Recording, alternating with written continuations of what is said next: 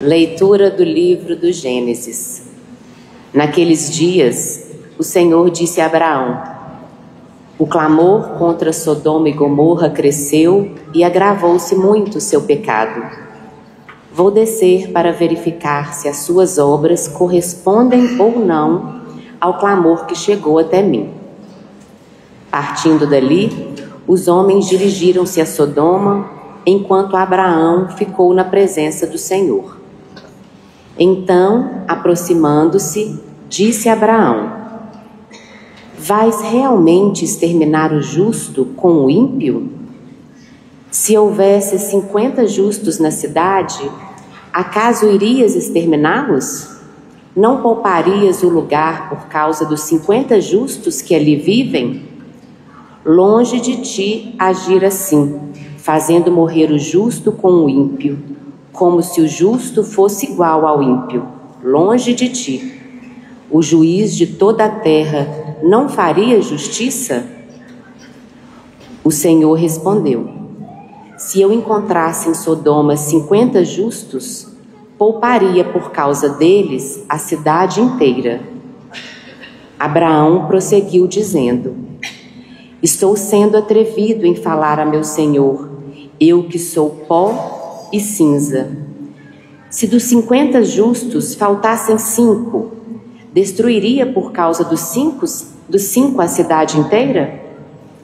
O Senhor respondeu: não destruiria se achasse ali 45 justos. Insistiu ainda Abraão e disse: e se houvesse 40? Ele respondeu: por causa dos 40 não o faria. Abraão tornou a insistir: não se irrite o meu senhor se ainda falo. E se houvesse apenas 30 justos? Ele respondeu: também não o faria se encontrasse 30. Tornou Abraão a insistir: já que me atrevi a falar a meu senhor, e se houvesse 20 justos? Ele respondeu: não a iria destruir por causa dos 20. Abraão disse: que o meu senhor não se irrite se eu falar só mais uma vez. E se houvesse apenas 10? Ele respondeu: por causa dos 10, não a destruiria. Palavra do Senhor. Graças a Deus.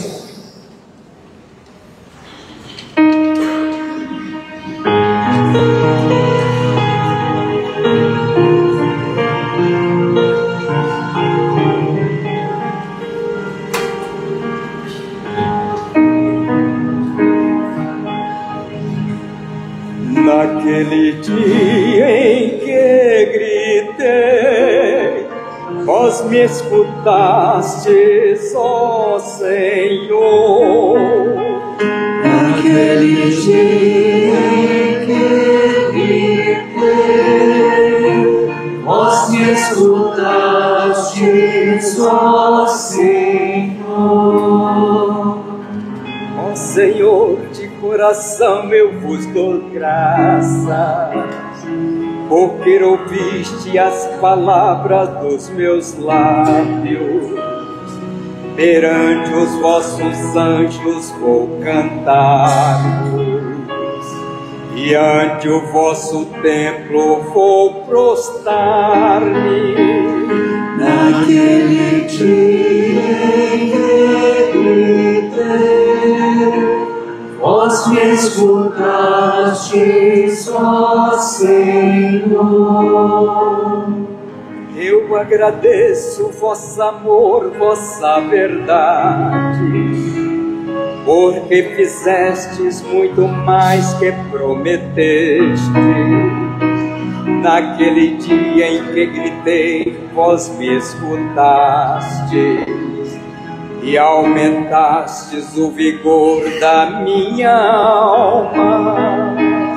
Naquele dia em que gritei, vós me escutastes, ó Senhor. Altíssimo é o Senhor, mas olha os pobres, e de longe reconheço os orgulhosos. Se no meio da desgraça eu caminhar, vós me fazeis tornar a vida novamente. Quando os meus perseguidores me atacarem e com ira investirem contra mim, estenderei o vosso braço em meu auxílio e havereis de me salvar com vossa destra. Naquele dia em que gritei, vós me escutastes, ó Senhor. Completai em minha obra começada. Ó Senhor, vossa bondade é para sempre. Eu vos peço, não deixeis inacabada esta obra que fizeram vossas mãos. Naquele dia em que gritei, vós me escutastes, ó Senhor.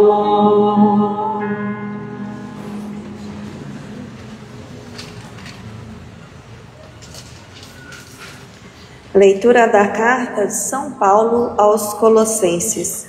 Irmãos, com Cristo fostes sepultados no batismo, com Ele também fostes ressuscitados, por meio da fé no poder de Deus, que ressuscitou a Cristo dentre os mortos.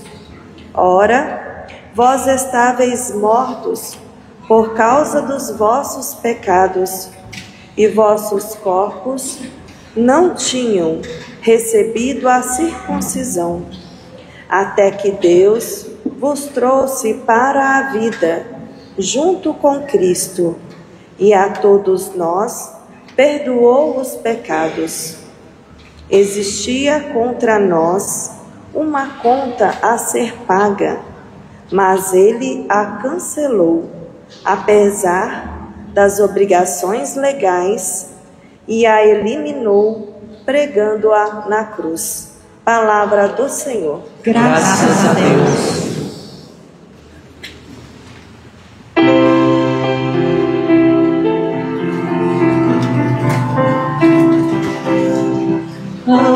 Aleluia, aleluia, aleluia, aleluia. Aleluia, aleluia, aleluia, aleluia. Recebestes o Espírito de adoção, é por Ele que clamamos, Abba, Pai. Aleluia, aleluia, aleluia, aleluia. Aleluia, aleluia, aleluia, aleluia. O Senhor esteja convosco. Ele está no meio de nós. Proclamação do Evangelho de Jesus Cristo segundo Lucas. Glória a vós, Senhor. Jesus estava rezando num certo lugar. Quando terminou, um dos seus discípulos pediu-lhe: Senhor, ensina-nos a rezar. Como também João ensinou a seus discípulos. Jesus respondeu: quando rezardes, dizei: Pai, santificado seja o teu nome, venha o teu reino. Dai-nos a cada dia o pão de que precisamos e perdoa-nos os nossos pecados, pois nós também perdoamos a todos os nossos devedores. E não nos deixeis cair em tentação. E Jesus acrescentou: Se um de vós tiver um amigo e for procurá-lo à meia-noite e lhe disser: amigo, empresta-me 3 pães, porque um amigo meu chegou de viagem e nada tenho para lhe oferecer. E se o outro responder lá de dentro: não me incomodes, já tranquei a porta e meus filhos e eu já estamos deitados, não me posso levantar para te dar os pães. Eu vos declaro, mesmo que o outro não se levante para dar-nos, porque é seu amigo, vai levantar-se ao menos por causa da impertinência dele e lhe dará quanto for necessário. Portanto, eu vos digo: pedi e recebereis, procurai e encontrareis, batei e vos será aberto. Pois quem pede, recebe, quem procura, encontra, e para quem bate, se abrirá. Será que alguém de vós que é pai, se o filho pedir um peixe, lhe dará uma cobra? Ou ainda, se pedir um ovo, lhe dará um escorpião? Ora, se vós sois maus e sabeis dar coisas boas aos vossos filhos, quanto mais o Pai do céu dará o Espírito Santo aos que o pedirem. Palavra da salvação. Glória a vós, Senhor. Muito bem, meus irmãos e minhas irmãs, uma pequena reflexão sobre este belíssima liturgia da palavra de hoje, né? Toda a palavra de Deus, ela é bela, e cada domingo é tanta coisa que tem para falar, mas como não, senão passaria o dia todo aqui falando, mas como não temos tanto tempo assim, vamos então nos determos no Evangelho. No Evangelho, então, meus irmãos e minhas irmãs, para quem é esperto na Sagrada Escritura, né? Porque muitos de nós somos desatentos, mas para quem vai à missa e celebra com o coração, celebra com a vida aquela missa que aquela pessoa foi, percebe então o movimento de Jesus.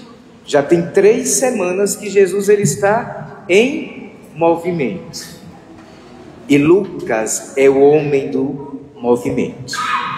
O evangelista Lucas, ele é esperto, especialista em mostrar que Jesus é o homem do encontro. Lucas tem essa particularidade. O encontro de Jesus não, lá no iniciozinho. O encontro de Maria com o anjo, só ele traz, só Lucas traz a anunciação. Os outros evangelistas não trazem a anunciação. Lucas, ele tem uma particularidade. Lucas é o homem do encontro. Então, domingo atrasado, que era que nós escutávamos, né, no Evangelho, Jesus se encontrando com quem? Olha como nós somos desatentos e desatentas à palavra de Deus. Jesus se encontrou domingo atrasado com o samaritano, lembra? Caído, o ladrão foi lá, roubou e deixou ele lá caído no chão. Pois bem, atrasado. Então, encontro. Domingo passado, tá mais fácil. Cri, né, minha gente? Então, mas atenção, a palavra de Deus, ela é alimento para a nossa vida, para a nossa alma. O encontro de Jesus com Maria e Marta, na casa de Lázaro, foi semana passada. E hoje, então, temos um outro encontro, mas aí esse encontro é diferente. Por que esse encontro é diferente? Porque, claro, Jesus está subindo para Jerusalém, está fazendo todo o seu itinerário, subindo para Jerusalém. Mas ao contrário de 2 domingos atrás, que Jesus que foi ao encontro e aí mostrou, né? Não foi ele próprio. Domingo passado ele foi, mas atrasado ele falou por meio de parábolas do filho do lado samaritano. Então, hoje nós temos um pouquinho diferenciado a narrativa bíblica, porque é um discípulo que vai ao encontro dele. É um daqueles que andavam com Jesus, seguindo o Mestre Jesus. E é ele então, e Jesus desperta algo nele. Então, este discípulo, ele é atento. A primeira coisa para tirarmos do evangelho de hoje, a nossa maior atenção a Jesus. Estarmos sempre com os nossos olhos fitos nele, os nossos corações também fitos no Senhor. E aí, observá-lo. Então, este discípulo estava observando Jesus. Ele não só seguia Jesus porque tinha visto multiplicar os pães, curar os doentes, não. Este discípulo, ele era diferenciado. Ele era atento ao que Jesus fazia. E aí, o que Jesus fazia, e principalmente quando Jesus orava, aquilo chamou a atenção daquele discípulo. A forma de Jesus orar, a forma de Jesus rezar, ser íntimo de Deus. Isso chamou a atenção deste discípulo. Então ele foi ao encontro de Jesus. Então, por isso, diferenciado de hoje. Geralmente Jesus vai ao encontro, hoje não. O discípulo se aproximou do Mestre e foi lá. E o que foi que ele foi pedir a Jesus? Para que ensinasse ele a rezar. A rezar. Alguma coisa na oração de Jesus chamou a atenção desse discípulo. E propositalmente esse discípulo, ele não tem nome, porque esse discípulo pode ser eu, você, cada um de nós. Oxalá, né?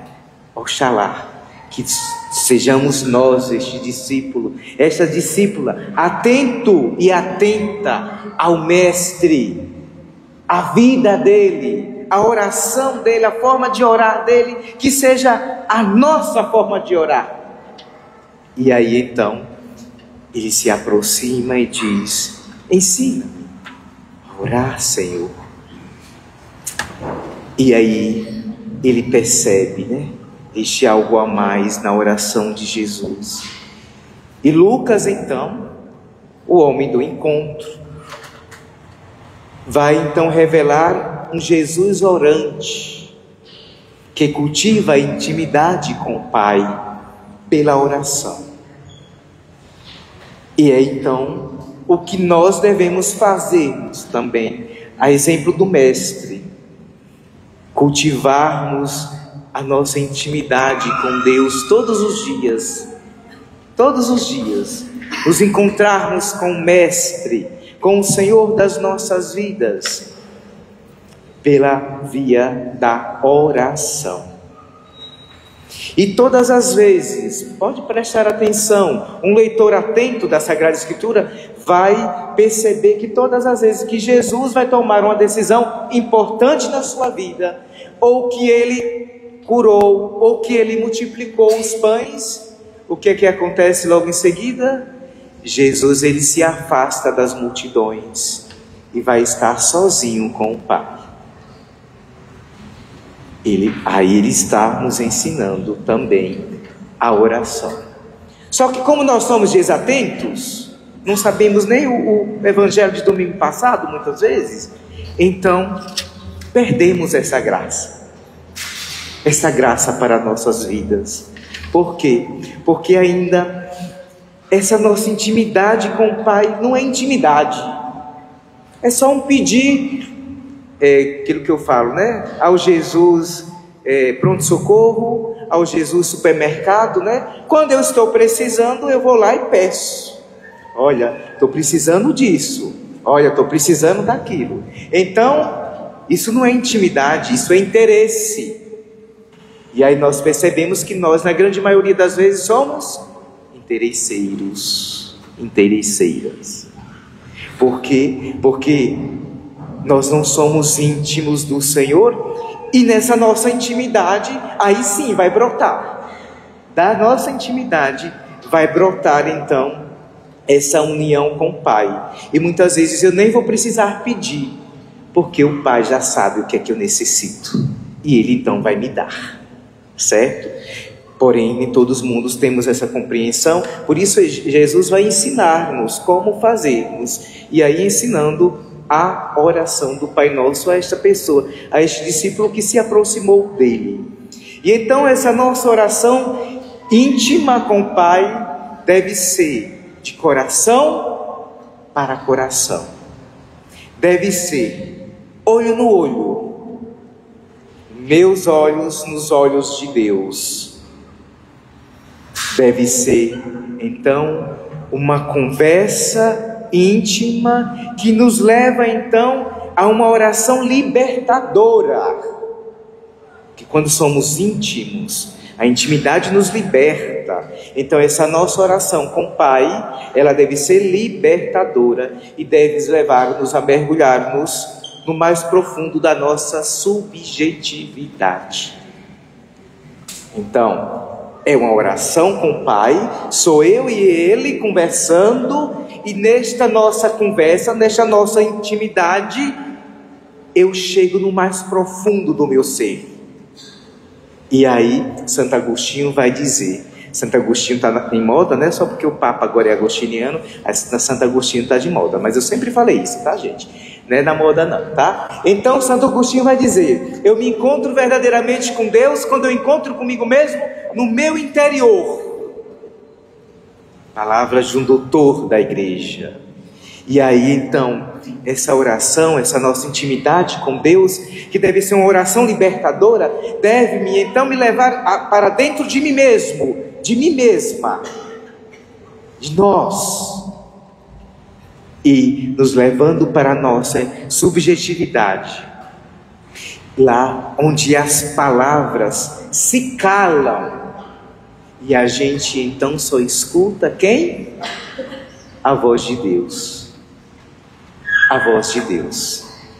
Quando nos voltamos para dentro de nós mesmos, na nossa oração íntima com o Pai, então a nossa subjetividade, as nossas palavras, elas se calam. Para quê? Para que nós escutemos a Deus. E aí vai existir uma intimidade verdadeira, e essa intimidade vai nos libertar-nos, meus irmãos e minhas irmãs. Então, para finalizar, dentro dessa nossa intimidade, Deus então se faz ouvir, e Ele então nos escuta, e nós também falamos com Ele. Ele nos escuta e nós o escutamos. Então é uma via de mão dupla essa nossa oração. Não vou adentrar, Pai Nosso tem muitas mais coisas para adentrarmos, esmiuçarmos, mas eu não vou me deter às outras coisas, porque já falei a centralidade do que significa a oração do Pai Nosso. É uma oração de intimidade, ou deveria ser, que nos leva ao mais profundo do nosso ser, e no mais profundo do nosso ser nós nos encontramos com Deus que habita dentro de cada um de nós, no nosso silêncio, no nosso escutar ao Pai. Mas vivendo em um mundo tão barulhento qual nós vivemos, né?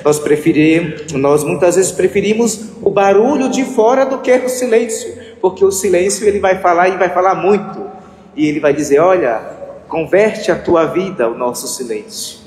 Ele vai falar isso para nós. Mas como nós não queremos nos convertermos muitas vezes, aí preferimos vivermos nos barulhos do aqui e do agora.